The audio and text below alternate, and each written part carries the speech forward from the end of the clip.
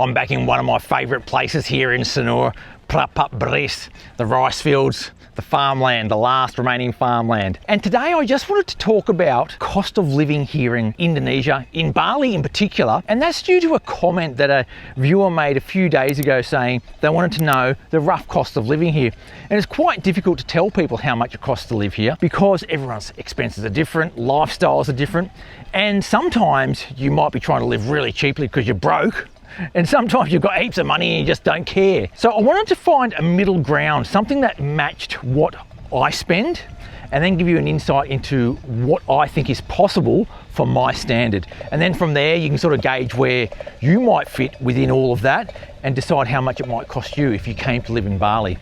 Now, when I started adding up all of my expenses, because I don't have a budget, I just sort of spend. And what I found was I spend a lot more than I realized. Hello, bo. Siang, bo. I spend so much more than I had expected, like way more. And it sounds obscenely large how much I spend on all of my expenses. But I'll go through them and I'll break it down and explain why it does cost so much. And I can also show you how you can save a heap of money. And I probably should take some of my own advice and save a bit of money as well, because it's crazy how much I'm spending. So let's go through it. Now I'm going to break it down into categories, going from the most expensive categories down to the cheapest ones. And the most expensive category for me and the most expensive for most people is going to be accommodation. I'm spending the equivalent of 125 million rupiah per year. And for that I get a semi-villa type arrangement on the west side of the bypass in Sanur. Not too close to the action, but close enough that I can ride there on a motorbike. If you want something closer, it's going to cost a bit more than that. 125 million a year sounds like a lot of money, but it's actually not. I mean, on a global scale, it's actually pretty cheap. And in Bali, that's a pretty good price for what I've got. You can get cheaper and you get more expensive. Now, I'll go into what else you can pay. Most people are going to pay more than that. They're going to pay more than that because they're probably going to look for something a little bit more modern, perhaps a little bit more villa style, a bit more fancy with big outdoor pool and that sort of thing, maybe a bigger block of land. My land is quite small, so that sort of reduces the price, and it is a nice place and I love it, but it's not one of the sort of exclusive residents that you might see around the place. I have seen other places around my area that you could get for about 6 million a month that I would be happy to live in. They are small, they're like an apartment. If I didn't have a lot of money, I don't have a lot of money anyway, but if I didn't have as much money as I've got, I'd definitely look at getting one of those places, which is 6 million a month, which adds up to about 70 million rupiah per year. So that's the minimum I would go to. There are places that are cheaper than that for sure, that I know some foreigners live in. I wouldn't go into those places. I just wouldn't live in Sanur if that was the case. I'd probably live somewhere in the bush. And locals obviously don't pay that much either. And so there are options there. But honestly, you have to start looking at why you're moving to somewhere like Bali if you're not prepared to pay a sort of at least 6 million a month, I'd say, in a tourist area. If you're outside the tourist area, different matter altogether. This one is the one that really got me, and it's food. My food bill for a year is 120 million. I mean, this is all for two people, by the way. I mean, if you're on your own, it's going to be probably half of this, but I spend 120 million a year on food, which equates to about 10 million a month on food. And it's a lot of money. Now, a lot of that goes to coffee and drinks. Like most mornings, I'll go down to a cafe and have a coffee, and Susan will have a juice or a chai or something like that. That adds up to something like 2 million a month on its own. It's a huge amount of money. Now, I would do that in Australia as well, probably. But here, it just feels like a lot of money. I don't cook a lot of food at home. I cook very little. I order most of it in. I'll have my breakfast at home, which is pretty cheap. But when you're ordering food online from all the apps, it costs a fortune, and it costs an absolute fortune. Hello. It costs an absolute fortune. And it's sort of, when I spoke to Susan about this budget, she said, you know what, we really need to be going to warungs more often, just nicking out. We do occasionally, but not as much as we probably could, whereas a more simple meal and much cheaper than that. Like, we spend just too much on food, I think. We could easily get that down. We don't need to right now, but I think it's something to think about if you're wasting money on I'm doing Go Food all the time, you probably should, probably lower it down a bit. I looked at the minimum I would be willing to spend for 2 people, and this is basically looking at cooking most of your own meals and having a few coffees here and there, because I wouldn't go below that standard. I want to have coffee out occasionally, at least occasionally, and I want to have meals out occasionally because we're here in Bali. Otherwise, why are we here? So the minimum I'd go to is probably 60 million for the year for 2 people, which is still a lot of money, isn't it? But that's the minimum I'd go to. Other people might have different sort of standards. This next one's an interesting one. It's called the category of lifestyle and sport. That's going to be things like whether you play tennis, paddle, pickle, do yoga, go to the gym, that sort of stuff. If you do any of that, it can really add up quickly. And at the moment, we're playing paddle a lot, and it's quite expensive. We're playing it so much that I'm estimating that it will probably end up costing for a full year 50 million rupiah, which is a lot of money. I like it. I like playing it. Susan's playing it more than me. She loves it. I mean, if there's something that you really enjoy as a hobby like that, I think that's okay money to spend on something that you really, really love. Of course, we could cut back the number of times we do that if we wanted to. We don't want to. And if we were really trying to save money, like say if we were broke, we just wouldn't do anything like gym, yoga, paddle, tennis, pickleball, anything like that. We just spend zero. So it's possible in that category to spend almost nothing or nothing at all. But for me, I think it's worth the investment. It keeps you healthy, it keeps you fit, it keeps your mind active, and it gives you a bit of social interaction with other people from different walks of life. There are lots of Indonesians that play that sport that we can interact with.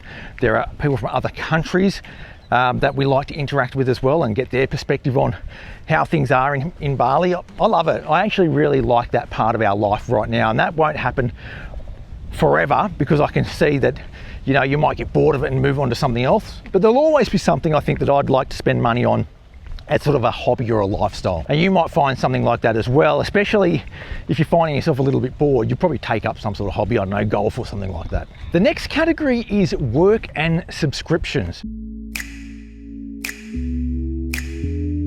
These are the sort of things that I pay to keep things running from a tech point of view, especially when it comes to the channel. So I'm estimating I spend about 22 million a year on this. Obviously it varies depending on, like if I need a new camera, it might go up, or if I don't need a camera that year, it's going to go down. It's quite variable, but I estimated about 22 million a year based on sort of the costs that I'm incurring monthly for like iCloud and that sort of stuff. Some people have like Netflix or some of those other subscriptions, which I don't have, but they can add up really quickly. If you're spending like 40 bucks a month on something like that, this sort of cost can go up really quickly. So in my case, I'm estimating about 22 million a year. If I was trying to do it on an absolute tight budget, I'd cancel all of that and I'd have zero. And that's possible to do. In fact, if I didn't have this channel, a lot of my expenses would be near zero anyway. The next category is utilities and connectivity. Now I'm spending 26 million a year on this, and again, it sounds like so much, but that's all of my electricity and all of my internet. Now I spend about 5 million a year on the internet, which is a fiber connection, 200 megabit, really fast, really reliable. And the good thing about it is that it has a really fast upload speed. If you don't know, doing YouTube, you end up with these massive file sizes that you've got to upload to YouTube. And I'm doing these videos so often that uploading those videos takes forever unless you have a fast internet connection. When I first moved into the house I'm in, it had a free internet plan included, but it was just too slow for my needs, and it would take many hours for the videos to upload. And if I made a mistake and had to delete the video and upload another one, it could actually delay a video by a day. Now I put in the internet on my own, it cost me 5 million a year, and it's just so fast that it uploads a video now in just a matter of minutes, and it's just brilliant. One of the best investments I've made actually while I've been here, just fantastic. My electricity usage is heavily dependent on the air conditioner. That's where all of my expense comes from. But basically, I will have at least one AC running 24 hours a day in the hot season, whether it be in the room that I'm sleeping in or in the lounge room, because it's just so hot. In the cooler seasons, I find that I can go probably half a day without the AC on. If the sun comes out and it starts to get blazing hot, I'll whack it on then, and I'll always have it on at night, but it doesn't work very hard at night anyway because it's actually quite cool. It's just during those really hot days, like today for example, where that AC is working hard and you pay for it. Now I'm topping up my electricity with 1 million rupiah every 3 weeks. Sounds like a lot of money, but you could spend a lot more easily. You could spend less as well. And the way you could spend less, and this is my bare minimum case, is I think you could get away with probably 10 million a year on electricity and connectivity. You could do that, but you wouldn't be using the air conditioner. That would just be out. I think for me, unless you've got a house that's designed for the heat, you sort of need the air conditioner. My house certainly is not designed for this sort of climate. It's a house that sort of probably needs an air conditioner because you don't sort of get a blow through or a cross breeze. Hi. Hey. Yeah, so if you have one of those houses which has a big cross breeze through it and you put a few fans on, you can easily get away with no AC, but for me, I have to have it. My next category is called domestic travel. Sort of those expenses I have when I go on holiday inside Bali. So every time I go up to Lavina or Ahmed, or I go up to somewhere like Tagalalang or whatever, all those trips I've been doing, and I've been filming on the channel, Cinnamon as well, those trips I'm putting in this domestic travel bucket. Now, they are not necessary expenses, but you'll find if you live in Bali, it's nice to go and explore the island and spend a few nights in different places. And what I find, I like to go out at least sort of once a month and do that, and the costs start adding up. Now if you just do it once a month and spend 1 million on accommodation once a month, well there's your 12 million, which is what I'm spending. That's my budget. You could get away with nothing, and some people do. If you're broke, like zero is your budget, you can definitely do it for zero. But I think part of the joy of living in a place like Bali is that you can really go and see the rest of the island and parts of the island that you really wouldn't necessarily see as a tourist because you've got more time now. You can go to those places that are a little bit anti-mainstream or a bit not really touristy. You've got time to make a few mistakes. And that's what I love about it. So that's definitely something I love spending my money on, is going and exploring those new places, perhaps visiting places I've been to a long time ago and just seeing what they're like now that I've changed a little bit over the years, but also those places themselves have changed a bit as well. The next item on the list is the visa. Now, my visa is costing 6 million a year at the moment. It is variable depending on your visa circumstances. My visa is a spouse visa, so it costs 6 million. It never used to be that expensive. It used to be much cheaper in the past. So the prices have gone up, and your circumstance is probably going to be different to mine. And you may need to engage an agent. I don't, I do it on my own. And if you engage an agent, well, then the prices go up, and you may even spend around the 15 million a year mark per person for that. So prices start going up pretty quickly when you start using agents. If you can do it yourself, which is possible, I'd highly recommend it, but you're going to need to get your head around what all the rules are and go and visit the immigration office and talk to them and see what they require. But if you've got the money, may as well get an agent to do it for you. It saves you a lot of hassle. Now, the minimum I could do this for, of course, is 60 million. That's the cheapest I could do it for, because if you want to live here, you have to pay for a visa. That's just a cost of being here. The next category is pets. A lot of people, when they come to Bali, don't really think they're going to have pets when they come here. And I'm the type of person that doesn't really have pets either. But I still have expenses related to animals, because what happens is, because there are so many animals here in need, you feel yourself drawn to certain animals and you might feed them. I have a little bit of a program where any cat that comes into my area that wants to be fed, the rule is, and they don't know it, but they soon find out, is that I will catch them and desex them. So all cats that come into my area that I feed, I desex them, and there's a bit of an expense involved in that. I think it's only costing me 250,000 per animal to desex, and they don't really like it, but they get over it in about 2 days. And I think that that's pretty good to keep the animal population under control. I do feed them. I enjoy their company. They're not pets, they're wild. Now, a lot of people here, when they come to Bali, they'll go and get a dog. Yeah, there's a lot of expenses involved in that, vet bills and food and so forth. So it's up to you how you handle that, but you find that you might spend a bit of money on that. So mine's 6 million a year, but I could do it for zero easily. Just ignore all the animals around the place. I could easily do it for zero, and I would do it for zero if I didn't have the money. 6 million a year to sort of look after a few animals that are in need, I think that's okay. And now, even if you don't want any direct contact with animals yourself, you could make a donation to some of the organisations around the place that do need money to keep operating, and they're doing things like vaccinating against rabies, and they're desexing animals and medicating them when they've got scabies. There are things like that BPAW thing in Sanur. They're the guys that look after the dogs down at the beach, and there are a few others around the place as well that just need your money. So if you wanted to donate to them, you could easily do that. The next one is health and medical. Now this is an interesting one because the costs can be so variable depending on how healthy you are, depending on whether you want to risk it or not. I'm spending about 6 million a year. Now what that includes is about 300,000 per month for the local health insurance scheme, the government run one, but most people can't get access to that these days.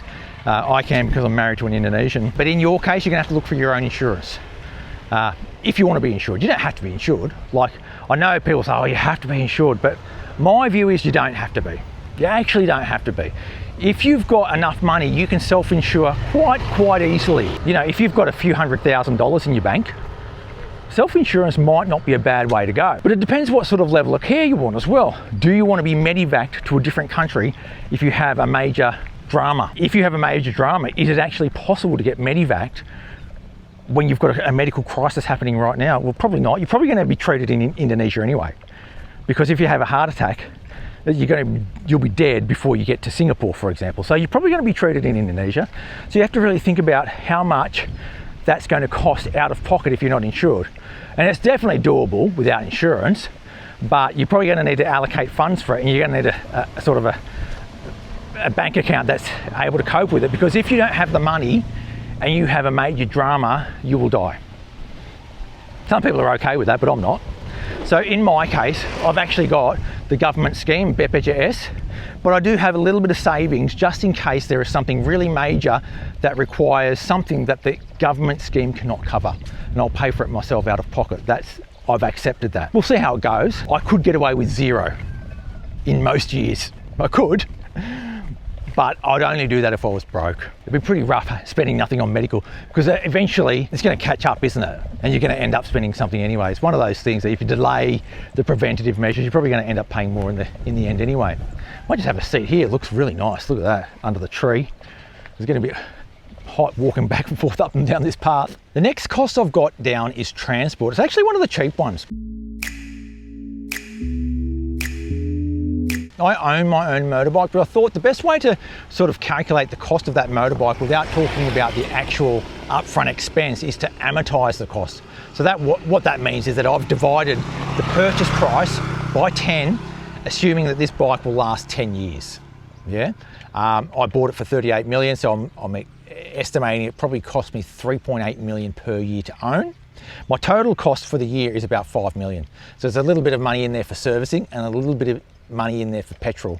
I pay hardly anything for petrol. I honestly pay hardly anything. If I'm just zipping around here, around town for a month, I won't go through a tank of petrol. And a tank costs me about 100,000. So the petrol costs are nothing, unless you go for a big ride, and even then, I can get up to Lavina and back on one tank of petrol for 100,000 rupiah. So 5 million for a year is about right. You could go a little bit higher, it could go lower. You could go higher if you don't have your own transport and you're using cabs everywhere. That can add up real quick. And if you're doing like private car and driver. If you own a car, hugely expensive here, hugely expensive. I just wouldn't bother. A cheaper way to do it is obviously to own a bicycle and then cruise around on a bicycle. The cheapest I could imagine doing it is spending zero. You could do zero if you had no motorised transport and no bicycle. But you wouldn't bother, honestly. You probably just go and get a bicycle and then it's almost zero. So you could do it for zero, but even better, maybe spend like $1 million a year. You know, get a decent bicycle and spend $1 million a year. It's probably a pretty good middle ground. So those costs sound fairly reasonable. Some of them are a little bit high, like the food costs and so forth, and I could save money on housing if I wanted to, and I don't. But it sounds fairly okay. But when you add it all up, this is the thing that really got me. When I added it up, I thought, holy Jesus, that's a lot of money. I'm actually spending 388 million rupiah per year for 2 people living here in Bali, which is just a phenomenal amount of money. Huge amount of money. I can't believe how much it is actually. I can certainly do it cheaper. The cheapest I could actually come up with when I added up all of my bare minimum that I'd be willing to accept, the cheapest I came up with was 146 million for a whole year for 2 people, which is not bad. That's pretty cheap actually.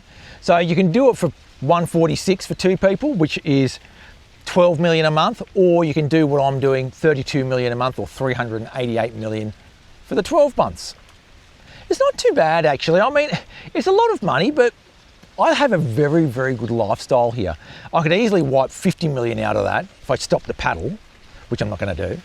I could easily wipe another 50 million out of that if I stopped having so many coffees and eating out all the time. I'm not going to do that. So I could save a lot of money, but I just don't want to, you know. If you can afford it, you have a really good lifestyle for that money. Now, if you spend anything more than what I'm spending there, I think you're living quite a luxurious lifestyle. If you're spending less, you can still have a very good lifestyle. So it's just about finding what's right for you, what you're used to, and see how you go, really. A lot of these costs, for example, if you buy a villa up front, yeah, and you rent it for 25 years, a lot of these costs you're not going to feel because you sort of spent a lump sum up front, but you are actually paying them, you're just not feeling it. The next question that everyone always asks is, where do you get the money from? And it's the same in life, wherever you go, everyone wants to know where you get your money from. And it's pretty simple.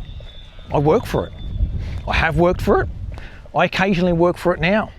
And it's always going to be the case that you've always got to search for money so you can live the lifestyle you want. And it's no different if you're in Bali. Now, the problem is you can't come to Bali and go and get a job like you would in your home country. So you're probably going to go and have to earn all your money back home and bring it over here. And if that means having to save a lot of money first, well, so be it.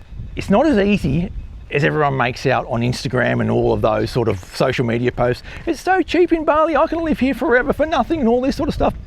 Not like that. You actually got to get money behind you and come here and give it a go. And if you do something like remote work, or if you can go and work in the mines and on and off and that sort of stuff, you can easily live a great life here. You can even do something like seasonal work, maybe go and work 3 months in Australia, 9 months here. If you're already retired or you've already saved up all your big bags of gold and you've got heaps of them, you could probably come here easily on your pension money or your superannuation money. That'd be easy. And I know a lot of people in Australia that have worked their whole life and sacrificed so much do have a bit of money behind them, and this is no big deal for them. But I just wanted to address the issue of where I get my money from, because people do ask and they're just a bit curious as to how I can do it, and I'm not that old, you know. I'm not old enough to get superannuation, for example, but that's not really a big deal, you know. If you sort of limit yourself to, I've got to wait until I'm at retirement age to be able to do this, I think that's probably the wrong way to look at it. Look at it like, hey, I want to go and do it. How can I make it happen? And then put some steps in place that allow you to do it. Now, if you've got some skills, like say, for example, you're an electrician, well, those sorts of skills are absolutely in high need, and you can do them on a seasonal basis or an on-off basis, like on a mine or whatever. You can come up with some sort of plan that works for you, where you live here and get your money in your home country. I mean, that's easily possible. Now, if you've got no skill, well, it gets a little bit more complicated. Well, I don't have too many skills myself, but you can still do it, because there are unskilled jobs you can do that can still let you have a really great life here. So I won't go into all the different options available to you, because it's just, well, you've got to have your own creativity to see what you can come up with. But basically, if you're earning your money offshore and spending it here in Indonesia, well, it's a great thing for the Indonesian economy, but it also allows you to live a pretty good lifestyle as well. Hey, mister. Hello, how are you? Good. So there you have it. That's how much it costs to live here in Bali for 1 year. It's quite a lot of money, But you can do it cheaper, you can do it more expensive. It just depends on how much money you've got, what you're willing to sacrifice, and what sort of lifestyle you want. I've been able to do it. A lot of people have been able to do it. You've just got to figure out what works for you. Thanks for coming along for the ride today. Hey, and thanks to all the members that have recently joined up. Really appreciate your support. The members really help drive this channel forward. Thanks for watching. Make sure you hit that subscribe button to keep up to date with all things Sanur, the rest of Bali, the rest of Indonesia. I'll catch you next time, and sampai jumpa.